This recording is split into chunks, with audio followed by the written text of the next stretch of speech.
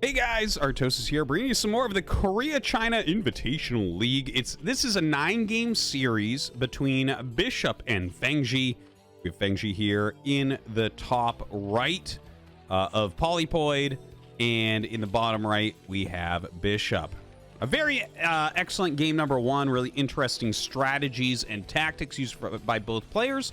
Hoping we're going to see some more of that throughout this series.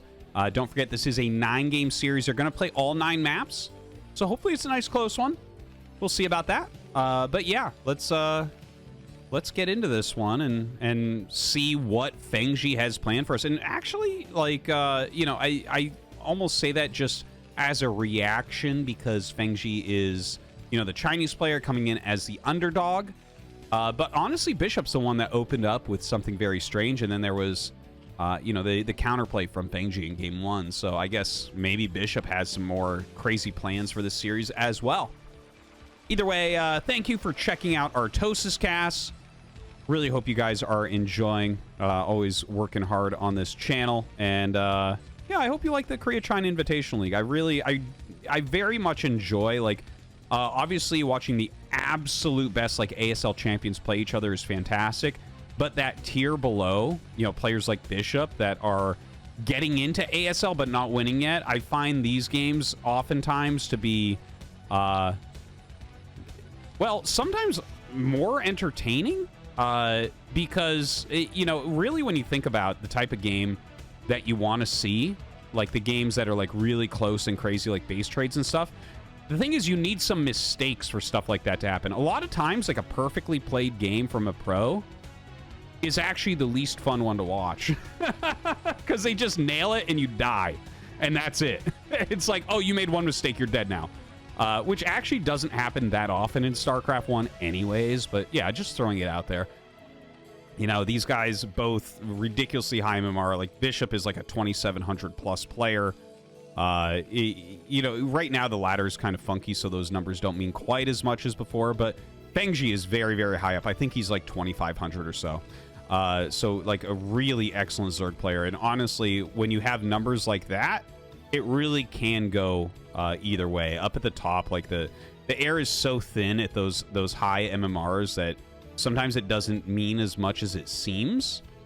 It's like it just, I don't know. The pros don't ladder that much, or that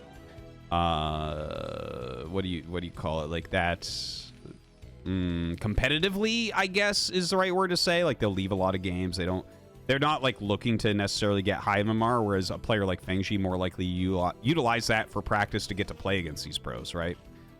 So anyways, BishOp with some fancy micro with this with this SCV, really good micro there. As you can see, this was a nice quick pool and getting into that layer quickly as well.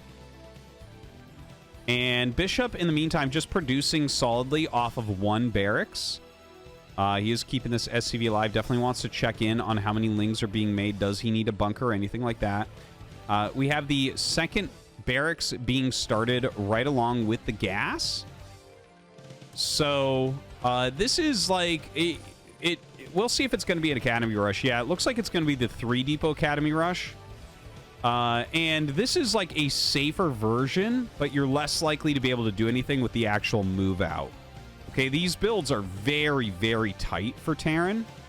And so basically his medics won't pop out. Like the earliest his medics could pop out here, I would say, is probably 5 minutes and 5 seconds. And then you count in the travel time and what time mutas should hatch. Like mutas should generally hatch by 5:45.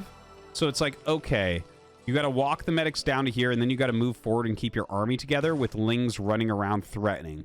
And it's like, can you get up here and force sunken colonies? That's the question. You know? And we'll see about that. But with this type of build, you're safer against something aggressive, which Fengzi might be doing here. This is a lot of... Yeah, he is absolutely now. See those additional lings come out? He's looking for damage. He's not going to get it, though, because, again, this is a pretty darn safe build. He's setting up his bunker right now. Going to have... he has the SCV in front of the Marines as well, which really ruins Zerglings running in. Loads up, 3 there, and this spread of Marines, you're not going to be able to bust. But if he tries to move out, Fengzi has potential. Now, hold on. Fengzi going to run in and try to deal some damage here. Actually gets around the bunker, and he will be able to pop the bunker. Okay, but there's too many Marines, I think. There's just a bit too many here. Yeah, he pushes him back pretty expertly, blocks everything. The engineering bay is just about to finish as well. Fengzi trying to keep him busy here. Can his mutas get down before the turrets are ready? That's the next big question. I don't think so. I think BishOp is just barely going to block everything. So that aggression not going quite as well. If that was a more standard academy rush, he would have had only 8 Marines when that attack came in. So it might have done a bit better, honestly. Like, not a bad idea, but it was the 3 depot version that I was telling you about, right? And so no real move out here from BishOp. He is getting his turrets up. You can see he's taking SCVs off gas to kind of help that mineral flow while he tries to get everything together after holding that aggressive start. This is really beautiful from BishOp, honestly. This is, like, you can see his level here. How cleanly he's defended that. And, like, this is not what you wanted to do with the build. You don't want to be building turrets off of 2 barracks, right? but if you have to, then you have to. So some great defense thus far. Only 2 turrets here at the natural, so that might be somewhere we see Fengzi go after in the future. We have the +1 just started. We have range almost done. And Fengzi is looking for damage. As those 7 mutas, of course, again, 7, that's how many you need to one-shot an SCV, so that's when you can really start your harassment. Gonna back up a bit here. Doesn't want any part of that. Good control. Very, very good control, I would say. Factory coming up.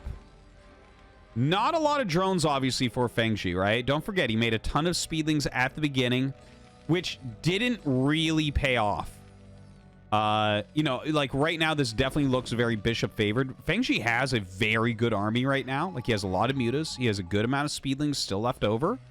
So, like, if BishOp were to move out, that's somewhere that Fengzi could absolutely crush and maybe win the game. But if BishOp stays very defensive, this will probably come down to just mutalist movement, right? Like, can you move the mutas into the right location and get harassment done consistently to wear BishOp down? Because right now, he's getting into a fantastic spot. 3rd barracks is coming up. He's not taking any damage anywhere. His Marines are covering these turrets. Honestly, the main is, like, a little bit light on turrets. You might be able to get in there and deal damage. Right now, Fengzi is trying this side. Obviously, that turret is not one you can even repair, so he's just got it burning, so that's it. That's all you need there. Well, I guess he'll just finish off anyways. Taking consistent damage from this one turret. That turret's a hero, man. Oh, my God. Now a move out here from BishOp. Can Fengzi crush this army? Because this is a really important moment. If you want to win this game, I think you have to kill this army. Has a full group of mutas here, but they are a bit bruised, as you can see down at the bottom. BishOp moving back a little bit defensively. I heard a scan. It was probably on the natural. And as soon as you scan the natural and you see it's only 4 drones, you know that he hasn't been making drones. He's only been making units. This is one of the biggest, most important things to do in a Terran vs. Zerg game that looks like this, is check how many drones that they have. That will tell you how many units they have. So right now he knows that this is a mostly unit-heavy Fengzi and pulls back. If he sees, like, tons of drones here, like it looks like an SCV line, you can actually start walking across the map because you know your opponent is less heavy on those units. But he walks back very, very defensively. Here comes in the full group of mutas going after these missile turrets. All right, going after the geyser as well. Okay. Gonna knock out some of the gas income. Still plenty for BishOp, especially considering it looks like he's going into Valkyrie here. You actually don't need double geyser very quickly for Valkyrie. He's got plenty banked up. They don't cost that much as far as gas goes, so he's going to be able to pop out several of those. He's got 2 on the way. And this is really, at this point, we just have to call it what it is. This is a mutalist call in on 2 base. He's basically, Fengzi has to make this work, and he either has to pick off very aggressively the Valkyries that come out, or, yeah, no, well, that's it. He has to pick them off because his mutas will just die otherwise. All right, he takes out the turrets. He's using more than a group of mutas here. So a lot of damage, but that means the Valkyries are going to do so much more. Oh, my God. Insane hits from the Valkyries. Already 2 kills. Very bad news right now for Fengzi. There's not a lot to do, especially as Valkyries 3 and 4 come out. He's even getting +1 Valkyrie attack in case the game goes prolonged. It's not likely. Like, I think... What? That was a mistake. Oh, no. You know what? Okay, here's a funny thing for you guys. If you need a scan quicker, I forgot about this because I haven't done this in like 10 years. But if you need a scan really quickly, it's quicker to kill your own comsat and remake it than to wait for energy.